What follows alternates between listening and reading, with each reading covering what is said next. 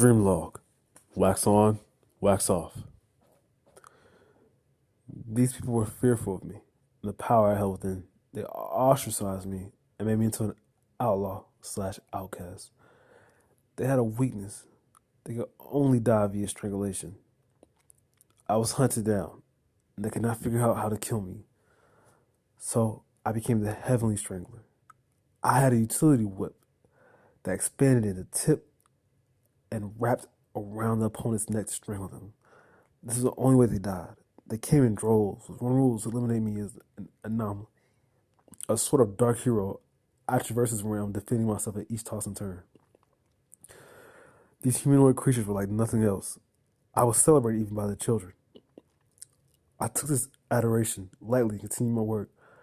I moved to the dimension of what I and Dream rediscovered were wax people.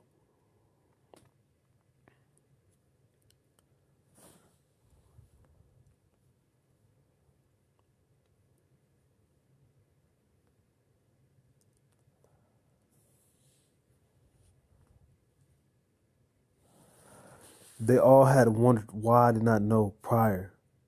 Also surprised that I was not a wax person myself and didn't know they existed. Then I made it to a safe house, to a home where there was a buxom beauty with black hair awaiting me. I, from the blonde-haired responsible, by responsible I mean more stable sister, had known for eons a while. I was a cultural star amongst the alternative scene, and freshen me up on this fact. I must have a stigmatic that I have amnesia in this realm. We were on good terms and made love frequently, but I found in my absence I was not the only one. I was subjected to humiliation at this fact, but turned it around. She was always naked and ready to go, if you know what I mean. I had assumed just for me. When this was not the case, I became disenchanted. And after that, even with our prior history, I had decided to move on. An interesting fact, they were wax people and had wax skin and hair. I would caress her bosom and lead my hands under her thighs, waiting the wax side to side in a circular motion. I feel like I see more. It felt as if it was melting wax candle, a buttery liquid like the kind you get when you light a candle at the base of the candle holder's liquid wax. This secreted from their skin and was a part of their natural bodies.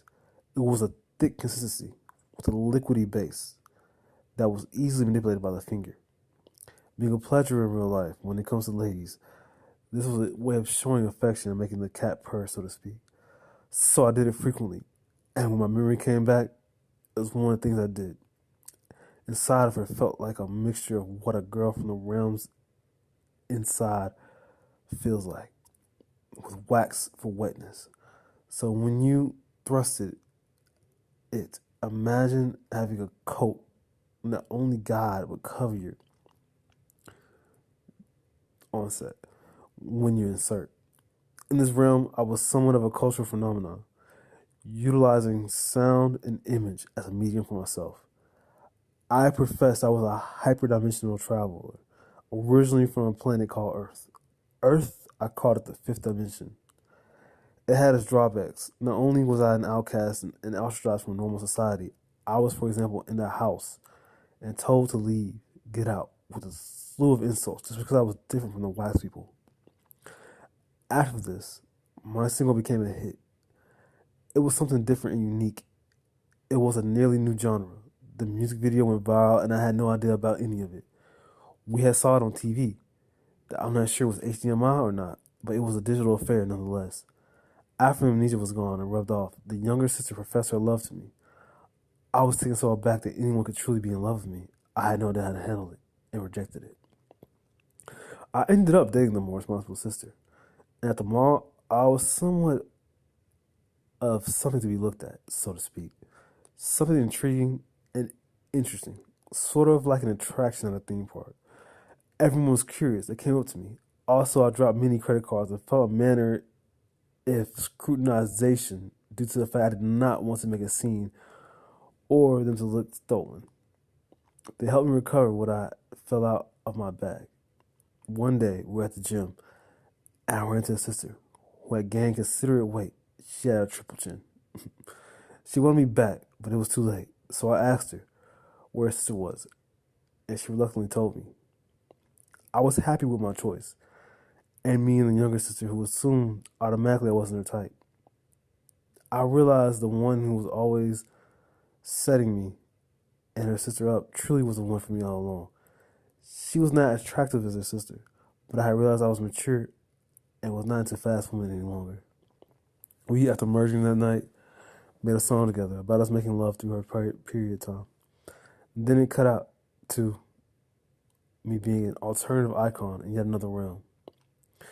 With the phrase, I'm cool, I'm a Reebok. The Reebok had a hood that went over the strings top down and covered the whole shoe, save for the sole. Being an alternative icon for the campaign, we had a commercial. It showcases me in front of a stoop sitting down in an oversized fur jacket, using the slogan.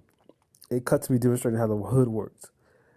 These dreams draw many parallels to me in real life, and I wonder if I'm living slightly different lives/lifestyles in these dimensions, or is my personality that hard and coded? I am firmly believing that these are different dimensions with the same mindset, and here's why. They play out too realistically, and two, I feel everything within them, as if it were truly happening. These two facts alone have led me to believe that I live within parallel dimensions. When one is asleep, the other is up, and vice versa. I'll attempt to sketch the shoes and show what they would look like if they moved to this realm and were visible. I had another dream. This may be the final one in this dream. I was bombarded by a police force. They were doing arrests on churches. They claimed to be asking for donations, but in reality taking them for personal usage. And it's clean sweep. Private investigators who only looked like religious figures were arrested. And at the end, they were even handcuffing mouths, or putting a muzzle like a pincher in their mouth, sort of like a blockish figure. It was all a cover-up to banish me. The church permanently, many were divided. The church had been corrupt since the beginning, but also had done great works. So when the dream ended and they did a slow walk of shame, the crowd of witnesses was both moved, stunned, and awed.